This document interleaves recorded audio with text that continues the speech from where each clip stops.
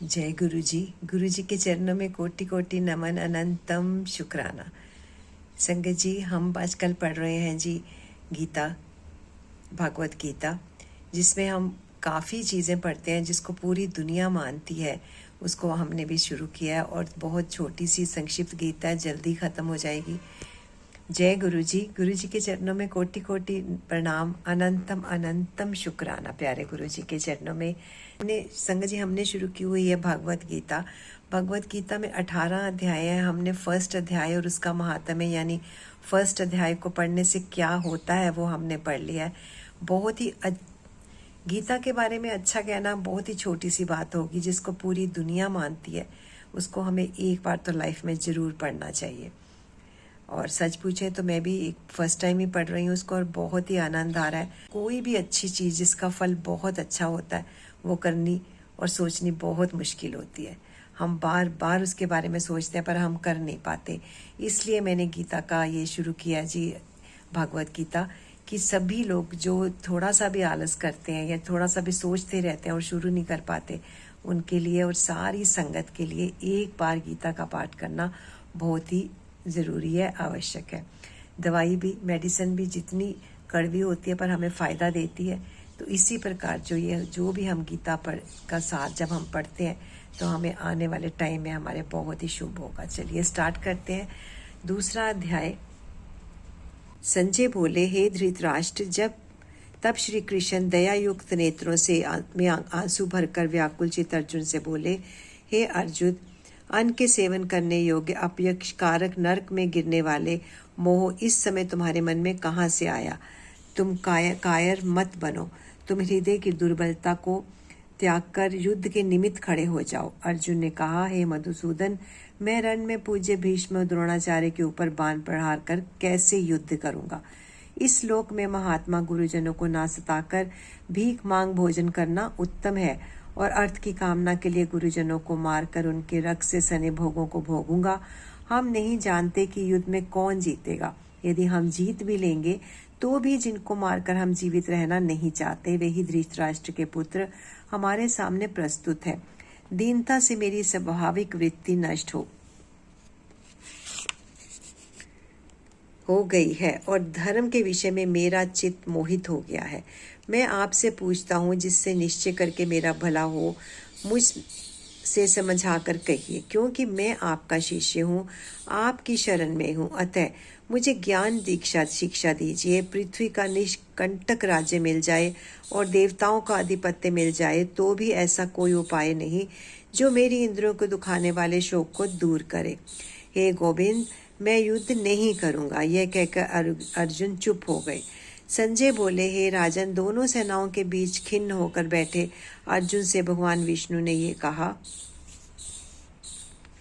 हे अर्जुन, जिसके लिए शोक नहीं करना चाहिए तू उसके लिए शोक करता है, और पंडितों के से वचन तो कहता है, परंतु पंडित लोग ना मरों का सोच करते हैं ना जीवितों का। यह बात असंभव है कि मैं पहले न था, तुम भी पहले ना थे, और ये राजा भी ना थे, और इसके बाद भी ना रहेंगे।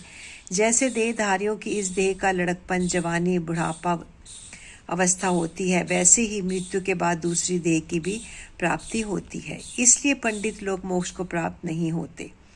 इंद्रियों का शब्द आदि विषयों से संयोग जोड़ा गर्मी आदि, जाड़ा गर्मी आदि सुख दुख के देने वाला है, आने जाने वाले और नाशवान जानकर इन्हें सहन कर। हे नर श्रेष्ठ, सुख दुख को समान मानने वाले जिन वीर पुरुषों को ये बाह्य पदार्थ कलेश ना देते, वह मोक्ष पाने के अधिकारी हैं। असत का जो आस्तिक नहीं है और सम का अभाव नहीं है, इस प्रकार दोनों का तत्वज्ञानी पुरुषों ने देखा है। जिससे ये सारा संसार व्याप्त है, उसका विनाश करने में कोई समर्थ नहीं है। इस अविनाशी अचिंत्य नित्य जीवात्मा के ये सब शरीर नाशवान है। अतएव हे भारत, तुम युद्ध करो। जो पुरुष इस आत्मा मारने वाला तथा जो मरने वाला मानते हैं, वे दोनों ज्ञानी नहीं है, क्योंकि यह आत्मा न मरती है, न मारती है, न जन्मती है, न मृत्यु को प्राप्त होती है, न कभी जन्मी थी, न कभी जन्मेगी। यह अजन्मी, नित्य, कभी न घटने बढ़ने वाली और सनातन है। नष्ट होने पर भी यह नाश को प्राप्त नहीं होती। जो मनुष्य इस आत्मा को नित्य, अविनाशी, निर्विकार और अजन्मा जानता है, वह किसको घात करवाएगा और किसको मारेगा। जिस प्रकार मनुष्य पुराने वस्त्र फेंक कर नया वस्त्र ग्रहण करता है, उसी प्रकार आत्मा पुरानी देह को छोड़कर नई देह धारण करती है। आत्मा को शस्त्र काट नहीं सकते, अग्नि जला नहीं सकती, जल भिगो नहीं सकता, न भीग या गल सकती है और न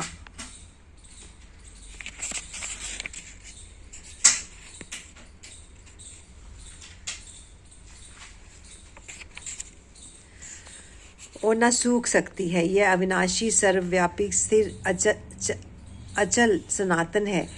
यह इंद्रियों से जाना नहीं जा सकता। यह कला से भी परे है और इसमें हेर फेर नहीं हो सकता। इसलिए ऐसा जानते हुए तुम्हें शोक करना उचित नहीं है।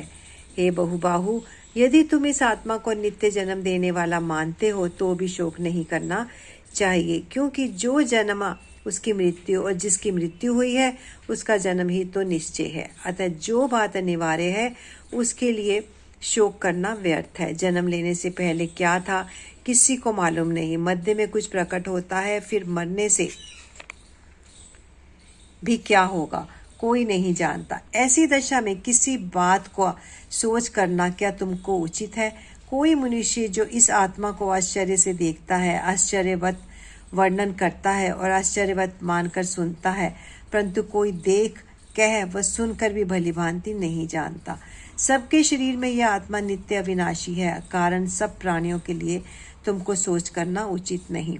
अपने धर्म को भी सोचकर घबराना उचित नहीं, क्योंकि क्षत्रियों को धर्म पूर्वक युद्ध में बड़ा और कुछ भला करने वाला नहीं है। हे पार्थ, बिना इच्छा किए स्वर्ग का द्वार रूप युद्ध तुमको स्वतः प्राप्त हुआ है। ऐसा सुअवसर भाग्यवान क्षत्रिय को ही मिलता है, और तुम अपने धर्म के अनुसार इस संग्राम को ना करोगे तो अपना धर्म और बड़ाई खो बैठोगे और पाप को प्राप्त होगे। सब लोग सदा तुम्हारी अपकीर्ति करेंगे और प्रतिष्ठा वाले पुरुषों के लिए अपयश का होना मृत्यु से भी बढ़कर है। ये महारथी समझेंगे कि अर्जुन डरकर संग्राम से हट गया, और अब तक जो लोग तुम्हारे पराक्रम की प्रशंसा करते हैं वही अनेक तरह के दुर्वचन कहेंगे। इससे बढ़कर दुख तुमको क्या होगा? यदि युद्ध में नष्ट हो गए तो स्वर्ग के भागी होगे, जीतने पर पृथ्वी का राज्य करोगे। इसलिए युद्ध के निमित्त दृढ़ प्रतिज्ञ हो खड़े हो जाओ। सुख दुख, लाभ हानि, जय पराजय, इन सब को समान समझकर युद्ध के लिए तैयार हो जाओ। ऐसा करने से तुम पाप को प्राप्त नहीं होगे। हे पार्थ, यह ज्ञानोपदेश ज्ञान योग के विषय में तुमसे कहा गया। अब निष्काम कर्म योग के विषय में सुनो। जिस ज्ञान को पाकर कर्म बंधन से तेरी मुक्ति होगी, कर्म योग मार्ग में एक बार प्रारंभ किए हुए कर्म का नाश नहीं होता, और विघ्न पड़ने पर भी शुभ फल तथा इस कर्म का केवल प्रारंभ ही संसार के भय से छुड़ाकर पूर्ण ब्रह्म प्राप्त कराता है। निश्चय करने वाली बुद्धि इस निष्काम कर्म में एक कामना करने वाले पुरुषों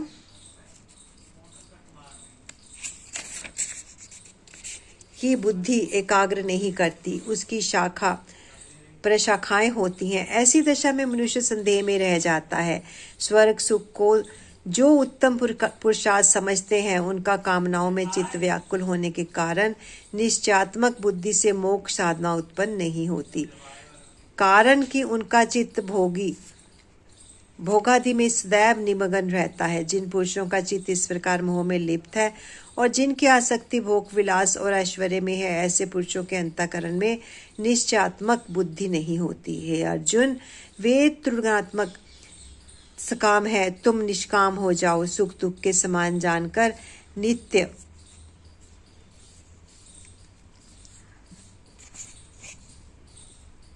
क्षेम आदि स्वार्थों में ना पड़कर धीरजवान और आत्मनिष्ठ हो। तुमको केवल धर्म करना चाहिए।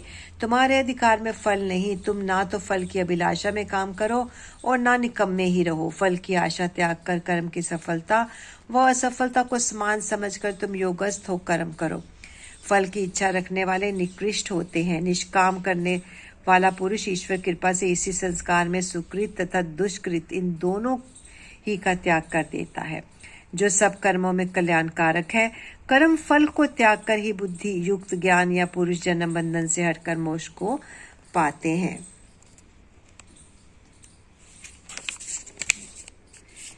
जब तुम्हारा बुद्धि मोहवन के बाहर निकल जाए तब तुम्हारा मन आगे सुनने वाली तथा हुई बातों से विरक्त हो जाएगा। अनेक श्रुति स्मृतियों के वचनों को सुनाने वाली तुम्हारी बुद्धि भ्रमित हो गई है। जिस समय यह निश्चल कर आत्मा में निश्चल होगी तभी उनको तत्व ज्ञान प्राप्त होगा। अर्जुन ने पूछा, हे केशव, आत्मा स्वरूप में निश्चित बुद्धि वाला किसको कहा है, उसके लक्षण क्या है?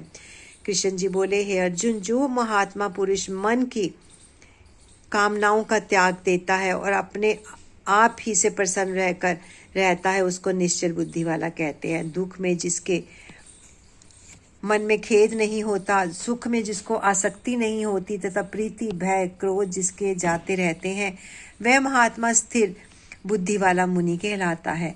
जो सर्वत्र स्नेह करता है, जो शुभ पदार्थ को प्राप्त होने वाले हर्ष नहीं करता, अशुभ से प्रसन्न नहीं होता, उसी को स्थिर बुद्धि जानना चाहिए। और कछुआ जैसे अपने अंगों को सिकोड़ लेता है, उसी तरह जो पुरुष अपनी इंद्रियों को विषय से हटाता है उसकी बुद्धि स्थिर जाननी चाहिए। हे अर्जुन, मोक्ष का प्रयत्न करने वाले विद्वान व्यक्ति को भी प्रबल इंद्रियां बलात्कार उसके मन को जीत लेती हैं, इसलिए सब इंद्रियों को विषयों से मुक्त रखना चाहिए। रोक मेरे विषय तत्पर हो जाए, जिसमें इंद्रियों को वश में कर लिया उसकी बुद्धि निश्चल है। जो पुरुष विषयों के ध्यान में रहता है उसमें उसकी प्राप्ति हो जाती है। प्राप्ति होने से कामना होती है, इच्छा के पूर्ण ना होने से क्रोध में अविवेक होता है, अविवेक से स्मरण शक्ति नष्ट हो जाती है, स्मरण शक्ति के नष्ट होने से बुद्धि क्षय हो जाती है। जिसकी बुद्धि का नाश हुआ वह विनाश को प्राप्त होता है। जो पुरुष राग द्वेष से रहित हो इंद्रियों के विषय सुख का अनुभव करता है और अपने मन को वश में रखता है, वह शांति को प्राप्त होता है। शांति मिलने पर सब दुखों का नाश होता है। प्रसन्न चित्त वाले बुद्धि तुरंत निश्चल हो जाती है। जो पुरुष योग युक्त नहीं है उनको निश्चल बुद्धि उत्पन्न नहीं होती। भावना के ना होने से शांति प्राप्त नहीं होती। अशांत को सुख कहाँ मिलेगा? इस कारण हे महाबाहो, जिसने इंद्रियों को विषयों से सर्वथा रोक रखा है उसी को बुद्धि स्थिर है। जो सब प्राणियों की रात होती है उसमें स्वयं ही जागता रहता है और प्राणी मात्र जिस समय जागते हैं मुनिजनों की वह रात्रि है। जल से भरे पूर्ण समुद्र में जल भरने पर भी वह अपनी मर्यादा में ही रहता है। उसी तरह जिस पुरुष में इच्छा ना रहने पर भी सब विषय भोग प्रवेश करते हैं उसी को शांति कहते हैं। विषयों की इच्छा करने वाले को शांति नहीं मिलती है। जो पुरुष सब कामनाओं को छोड़कर इच्छा रहित हो विचरता है, ममता अहंकार जिसमें नहीं है, वह शांति को प्राप्त होता है। हे पार्थ, बाह्य स्थिति यही है। ऐसी स्थिति मिल जाने पर प्राणी फिर मोह में नहीं फंसता और अंत समय निर्वाण बाह्य खोज को प्राप्त होता है। दूसरा अध्याय फिनिश हो गया संगत जी। अब हम इसका महात्म्य पढ़ेंगे, इसको पढ़ने से क्या होता है। श्री नारायण जी बोले, हे लक्ष्मी, दक्षिण देश में एक पूर्ण नाम नगर था। वहाँ एक देव सुशर्मा बड़ा बलवान धनवान रहता था। वह साधु सेवा करता था। जब साधु सेवा करते हुए 7 दिन बीते तब एक बाल नाम ब्रह्मचारी आया। उसकी बहुत सेवा की और विनय की, हे संत जी, कृपा कर मुझे श्री नारायण जी के पाने का ज्ञानोपदेश करो। तब वह ब्रह्मचारी बोला, मैं तुम्हें गीता जी के दूसरे अध्याय का पाठ सुनाता हूँ। जब देव शर्मा ने कहा, श्री गीता जी के दूसरे अध्याय को सुन से कोई आगे भी मुक्त हुआ है? बाल ने कहा, मैं तुम्हें प्राचीन कथा सुनाता हूँ, श्रवण कर। एक अयाली वन में बकरियां चढ़ाता था। एक दिन अयाली बकरियों को लेकर घर को चला। मार्ग में एक सिंह बैठा था। एक बकरी सामने आती जाती देखकर शेर भाग गया। तब अयाली यह देखकर बड़ा आश्चर्यचकित हुआ और मैं भी वहां पर आ खड़ा हुआ। उस चरवाहे ने मुझे देखकर कहा, मैंने ये आश्चर्य देखा कि एक बकरी को देखकर शेर डरकर भाग गया, अतः तुम त्रिकालज्ञ हो, यह वृतांत मुझे सुनाओ। संत ने कहा, हे अयाली, मैं तुम्हें एक पिछली वार्ता सुनाता हूँ। यह बकरी पिछले जन्म में एक डायन थी। तब इसका पति मर गया और तब वह बड़ी डायन हो गई। जिस सुंदर बच्चे को देखे उसी को खा लेवे और शेर पूर्व जन्म में फंदक था। वह पक्षी पकड़ने वन को गया और वह डायन भी वन को गई। वहां डायन ने उस फंदक को खा लिया। अब वह फंदक शेर हुआ और वह बकरी हुई। शेर को पूर्व जन्म की खबर है, इसलिए बकरी को देखकर शेर ने जाना कि वह भी अब मुझे खाने को आ रही है। तब अयाली ने कहा, मैं पिछले जन्म में कौन था? संत ने पूछा। संत बोला, तू पिछले जन्म में चंडाल था। तब अयाली ने कहा, हे ब्रह्मचारी जी, ऐसा कोई उपाय भी है जिसे कर हम तीनों इस अदम देह से छूटे? तब संत जी बोले, हम तुम तीनों का उद्धार करते हैं। एक वार्ता मेरे से सुनो। प्रथम तोतक वर्त की कंदरा में एक शिला थी जिसमें श्री गीता जी का दूसरा अध्याय लिखा हुआ था। मैंने उन अक्षरों को उस शिला पे देखा था। अब मैं तुम्हारे को मन, वचन और कर्म करके सुनाता हूँ, श्रवण करो। संत जी ने जब गीता जी के अक्षर सुनोगे तो उनको सुनते ही तुम्हारा तुरंत आकाश से विमान आए और उन तीनों को विमानों पर बैठाकर वैकुंठ लोक ले गए। अधम देह से छूटकर देव देही पाई। देव सुशर्मा भी ज्ञान को सुन मोक्ष को प्राप्त हुआ और देव देही पाकर वैकुंठ को गया। तब श्री नारायण जी ने कहा, हे लक्ष्मी जी, जो मनुष्य श्री नारायण जी के ज्ञान को पढ़े सुने वह अवश्य मुक्ति को प्राप्त होता है। संगत जी, गीता का पाठ के बारे में कुछ भी कहना बहुत ही कम होता है, हमेशा बहुत कम होता है। जिसको सारी दुनिया मानती है उसको हम ना माने तो कैसी बात होगी। तो आप भी इसे पढ़िए, सुनिए और एक एक अध्याय में इसको पूरा पढ़ने की भी पूरी आवश्यकता नहीं है। एक एक अध्याय अलग अलग आप रोज पढ़े तो जीवन क्या, अगला जीवन, पिछला जीवन सब सफल हो जाते हैं। इवन पढ़ने से नहीं, किसी के मुख से सुनने से भी, इसकी वाणी भी कानों में पड़ जाए तब भी आदमी का कल्याण हो जाता है। तो आइए गुरु जी को एक बार प्रणाम करते हैं। गुरु जी का मंत्र जाप बोलते हैं बहुत ही प्रेम से, बहुत ही भाव से। संगत जी आइए सब मिलकर बोलते हैं, ओम नमः शिवाय, शिव जी सदा सहाय। ओम नमः शिवाय, गुरु जी सदा सहाय। जय गुरु जी, शुक्राना गुरु जी, शुक्राना मेरे दाता, लख वारी शुक्राना जो आपने राह हमें दिखाई है। सारी संगत उस पर चले और जो जो आप बुलवाते हैं संगत गुरु जी, जो जो आप आज्ञा करते हैं वही हम सुनते हैं और संगत भी वैसा ही सुनती है। जय गुरु जी, शुक्राना गुरु जी।